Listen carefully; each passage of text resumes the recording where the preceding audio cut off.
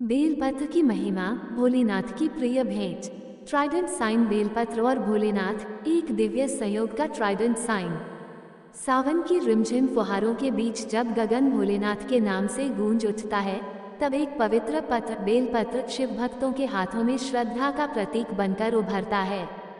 ये साधारण सा दिखने वाला त्रिपत्रीय पत्ता दरअसल साधना, समर्पण और सौम्यता का ऐसा प्रतीक है जिसे स्वयं महादेव अत्यंत प्रिय मानते हैं। बेलपत्र सिर्फ एक पत्ता नहीं है, ये त्रिदेवों का प्रतीक है, त्रिगुणों की छाया है और त्रिकाल के रहस्य को समेटे हुए एक दिव्य वस्तु है। मान्यता है कि जो भक्त बेलपत्र अर्पित करता है, वह अपने समस्त दोषों, कष्टों और पापों से मुक्त हो जाता है।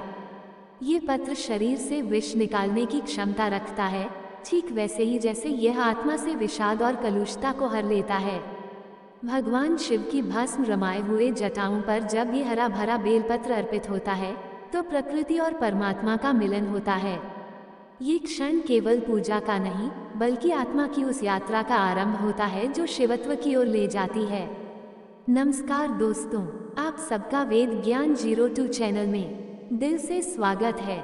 चैनल पर पहली बार आए हैं तो सब्सक्राइब जरूर करें। बहुत समय पहले की बात है, हिमालय की तलहटी में एक छोटा सा गांव था, त्रिपुर्णा। वहाँ एक निर्धन बालक रहता था, नाम था धर्मू। धर्मू का जीवन कठिनाइयों से भरा था, लेकिन उसका हृदय भोलेनाथ की भक्ति से सराबोर था। उसकी माँ कहा करती थी, धर्मू जो सच्चे मन से शिव की पूजा करता है, उसका जीवन कभी खाली नहीं रहता।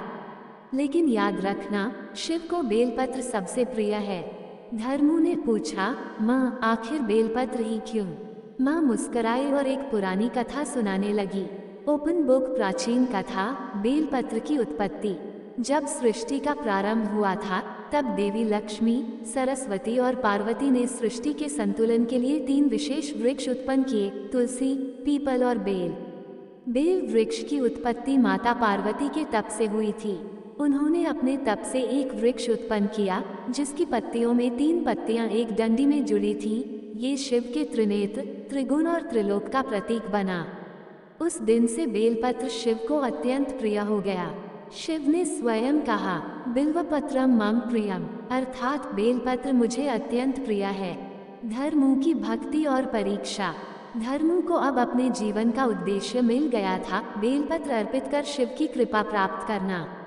वह प्रतिदिन तड़के उठता, स्नान करता और बेल वृक्ष के पास जाता।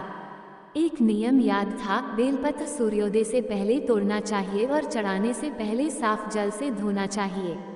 एक दिन गांव में सूखा पड़ा, लोग शिव से नाराज होने लगे, लेकिन धर्मू ने हार नहीं मानी। उसने सूखे पेड़ों के बीच एक हरे बेल वृक्ष को देखा, जो गांव के बाहर था, कांटों और चट्टानों के बीच। धर्मू ने कहा, हे भोलेनाथ, मैं आपके लिए बेलपत्र लेकर ही लौटूंगा, चाहे कितनी भी कठिनाई क्यों न हो। कांटों से लहूलुहान हाथों से उसने सूरज उगने से पहले बेलपत्र तोड़ा, धोया, मंदिर जाकर ओम नमः शिवाय का जाप करते हुए शिवलिंग पर अर्पित किया। और चमत्कार हुआ, जैसे ही बेलपत्र शिवलिंग पर गिरा, आकाश में बादल घिरे और मूसलधार बारिश होने लगी। गांव फिर से हरा भरा हो गया। गांव वालों ने पूछा, धर्मू तूने क्या किया? धर्मू बोला, मैंने तो केवल सच्चे मन से बेलपत्र चढ़ाया, बाकी सब भोलेनाथ की मर्जी है। जड़ी बूटी बेलपत्र कैसे चढ़ाएं, विधि और नियम, कब तोड़ना चाहिए, प्रातः सूर्योदय से पूर्व बिना किसी अपवित्रता के ओम नमः शिवाय कहते हुए बेलपत्र तोड़ें। कैसा बेलपत्र होना चाहिए? त्रिपत्रिया 3 पत्तियां जुड़ी हों, बिना कटे फटे और साफ सुथरा। कैसे चढ़ाना चाहिए? बेलपत्र को जल से धोकर उल्टा पीछे की नस वाला भाग ऊपर रखकर शिवलिंग पर अर्पित करें। क्या न करें? कभी भी शनिवार या अमावस्या को बेलपत्र न तोड़ें। जमीन पर गिरे हुए या सूखे पत्ते न चढ़ाएं। जिस बेलपत्र पर कीड़ा या छेद हो वह नहीं चढ़ाना चाहिए। चेरी ब्लॉसम शिव की कृपा। धर्मू आज भी लोगों को यही सिखाता है, बेलपत्र केवल एक पत्ता नहीं, वह हमारी श्रद्धा, विनम्रता और समर्पण का प्रतीक है। भोलेनाथ को बेलपत्र इसलिए प्रिय है क्योंकि उसमें ना दिखावा है, ना महंगापन, बस सादगी है, और वही शिव का स्वरूप है।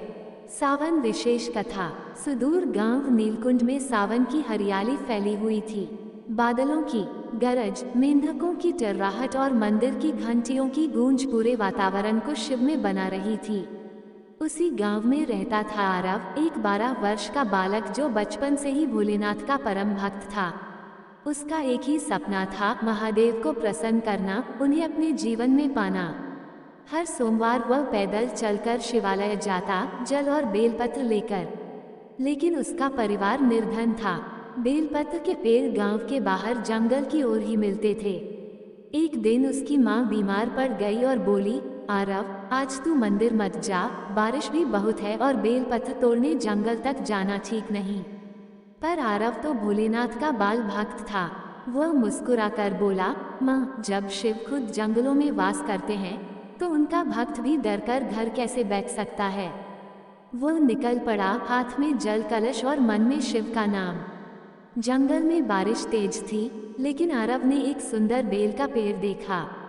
वो उसके पास गया और सबसे ऊपरी शाखा से 3 कोमल, ताजे, त्रिफला बेलपत्र तोड़े, जिसमें तीनों पत्तियां जुड़ी हुई थीं। उसे याद था, जो बेलपत्र 3 पत्तियों वाला हो, उस पर कोई छेद न हो और जो शुद्ध मन से अर्पित हो, वही शिव को प्रिय होता है। वो मंदिर पहुंचा, भीगा हुआ, कांपता हुआ, और शिवलिंग पर पहले जल चढ़ाया। फिर धीरे धीरे वह 3 पत्तियों वाला बेलपत्र उनके चरणों में अर्पित किया। तभी मंदिर में घनघोर बिजली कड़की और पुजारी जी ने चौंकते हुए कहा, बच्चा देख, शिवलिंग पर जहाँ तुमने बेलपत्र चढ़ाया वहाँ से धूप निकल रही है। ये कोई सामान्य बात नहीं। भोलेनाथ ने तुम्हारी भक्ति स्वीकार की है। आरव की आंखों से आंसू बह निकले। उसी रात उसकी माँ की तबीयत चमत्कारिक रूप से ठीक हो गई। अंत भावनात्मक निष्कर्ष। सावन का महीना यूं ही नहीं पुण्यदायी कहलाता। बेलपत्र कोई साधारण पत्ता नहीं, वह त्रिदेवों की प्रतीक 3 पत्तियों का संघ है। उसमें ब्रह्मा की सृष्टि, विष्णु का पालन और शिव का संहार समाया होता है।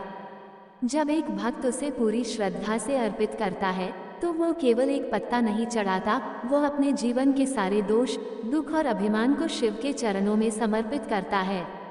आरव ने केवल बेलपत्र नहीं चढ़ाया था, उसने अपना संपूर्ण समर्पण चढ़ा दिया था। और शिव जो भोलानाथ हैं, जो भक्ति के भूखे हैं, उन्होंने उसे उसी क्षण अपना आशीर्वाद दे दिया।